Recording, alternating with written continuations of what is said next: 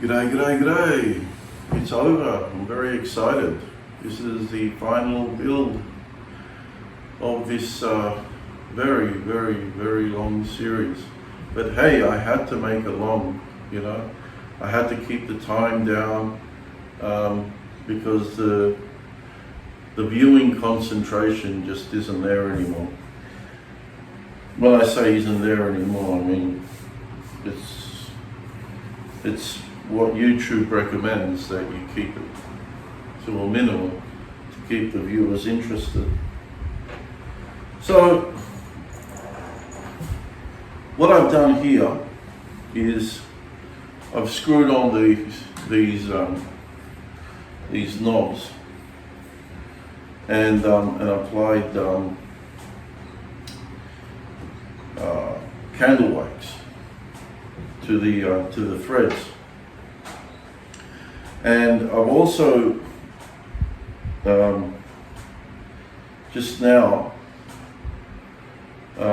made the holes larger onto this part here. So with this, rather than having screws on the ends, just on the ends, aesthetically looks much better. What I found is that due to the weight of this thing, it wasn't holding this part down, right? So it started to come up, which, you know, could create all sorts of problems, but just rip it out. So while aesthetically doesn't look that great, adding 2 screws on either end, on both ends, functionality wins. So it's a shop tool, and well, even if it wasn't a shop tool, even if it was for sale, it's what you got to do. So sometimes aesthetics can't win. So it's been shellacked. I used probably about, I don't know, maybe 150 mil of it.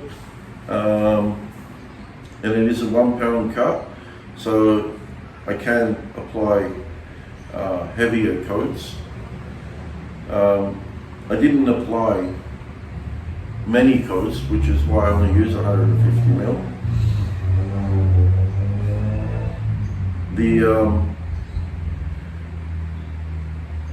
I didn't want it to come up all, you know, showroom-like. It's a shop tool. Nothing wrong with, you know, showroom likes, but it is a shop tool. It's going to get banged up, you know, and just to have all these thick coats, it's going to make it look even worse. So if the coats are nice and thin and you've got a sheen, you've got, you know, protection on it, and when it does get banged up, you know, it's not going to look as bad. So on the bottom,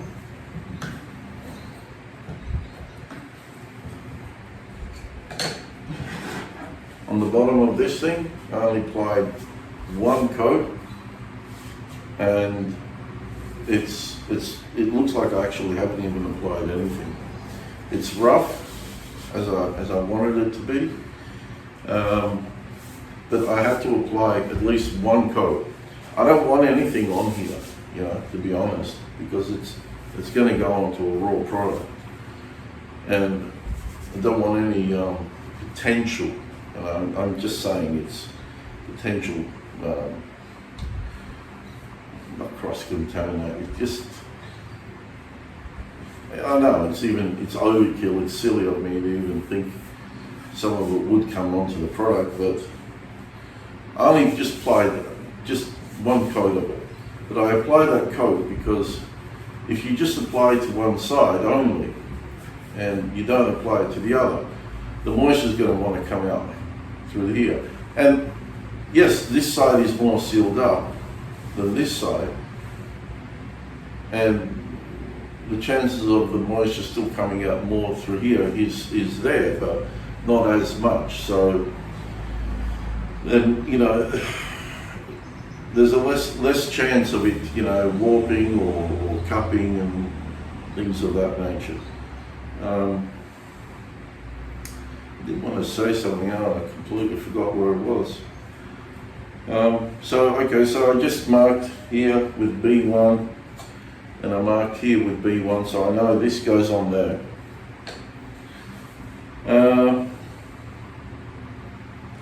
I think that's it.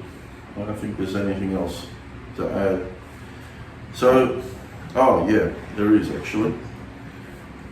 Shellac takes 10 days to cure, and I know there's a lot of, well, there's plenty of misinformation on the internet, but my information doesn't come from the internet. My information comes from books, and the historical books.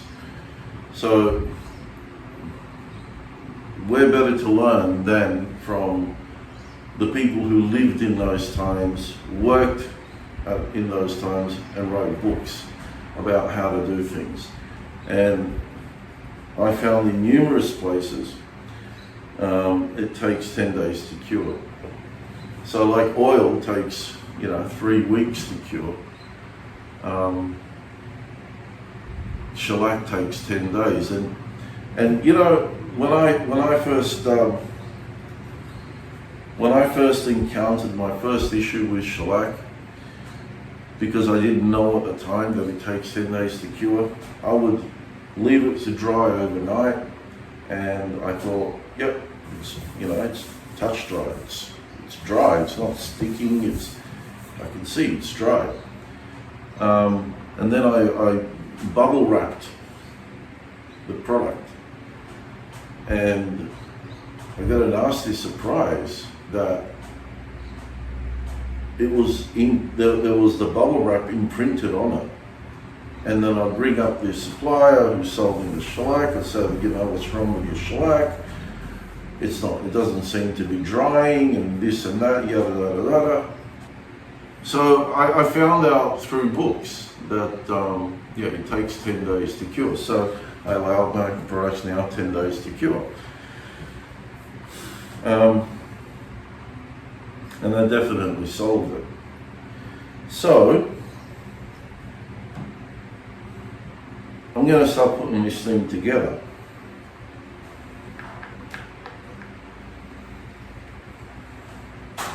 Screws, you know, they're pan head, they're nicely coated, but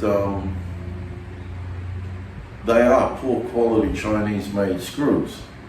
And as soon as this, you know, if you don't make the hole just right, if you don't make the hole size just right, you tend to strip the thread, not the thread, the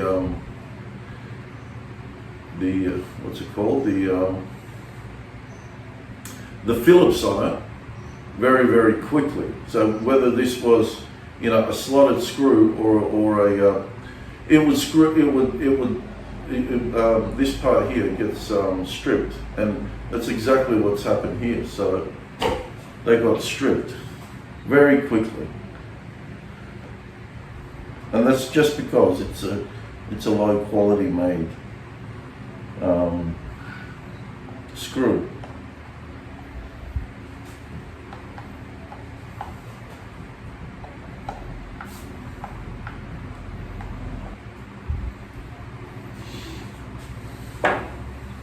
That's it. She's done.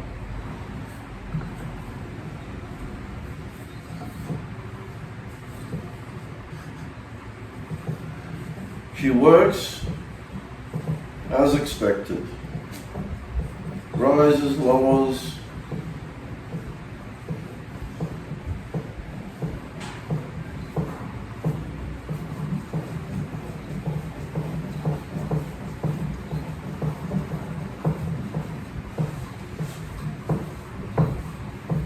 Wow.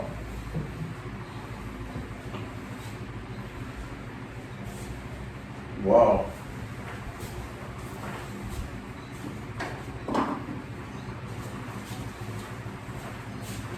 So that's pretty thick. put it underneath. Before I do that,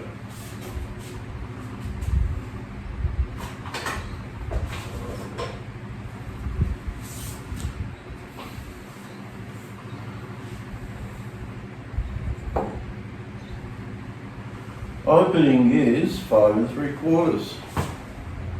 No, 5 5/8.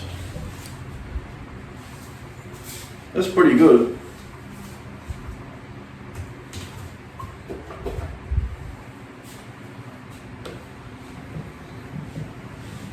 So I can put it like that.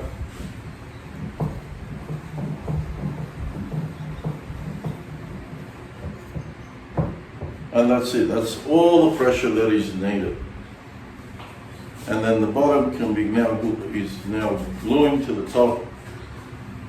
Leave it in overnight, cures, and Bob's your uncle. So I think this is fantastic. I've been wanting to do this for a very, very long time. Actually, for a number of years, to tell you the truth. Never got around to it. Sometimes you just got to dive into something and, you know, just say, look, this is what I want to do, and just do it. So I've learned that this thing has to be close to the edges, so like very, very close. I think there is less than a 1/16. Maybe it's a 1/16.